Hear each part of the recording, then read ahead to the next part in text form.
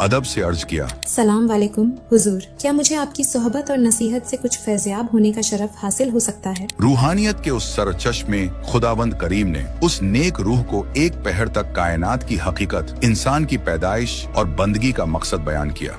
उनके बयानात सुनकर राबिया के दिल में इश्क ए हकीकी का चराग रोशन हो गया। फौरन अर्ज किया, मुझे नाम दीक्षा इस्म ए अज़म बख्शें और मुझे अपनी मुरीदी में कबूल फरमाएं। सदगुरु ने फरमाया, बेटी 2 रोज और मुझसे इल्म हासिल करो, फिर तुम्हें नाम मंत्र अता करूंगा, मगर याद रहे ये राज किसी पर अया न करना। राबिया लगातार 2 दिन और अकेले वहाँ हाजिर होती रही, रूहानी इल्म की दौलत समेटी और आखिरकार नाम दीक्षा यानी बैत का शरफ हासिल किया। फिर अपने घर लौट गईं। मुर्शीद ने फरमाया था, अब मैं यहाँ से कूच करूंगा, तुम अपनी इबादत का सिलसिला तर्क न करना। उस नेक बच्ची ने पूरे 4 बरस उसी लगन और यकीन से इबादत जारी रखी जैसा मुर्शिद का हुक्म था। मगर मुर्शिद की सोहबत और रहनुमाई के बगैर वक्त गुजरने के साथ साथ सत्संग की कमी महसूस होने से वो दोबारा अपने खानदानी मजहबी रिवाजात की तरफ लौट गईं। तब तक वो 16 बरस की हो चुकी थी। राबिया अल्लाह की मोहब्बत में ऐसी गर्क थी, इश्क इलाही में यूं डूबी थी कि दुनियावी रिश्तों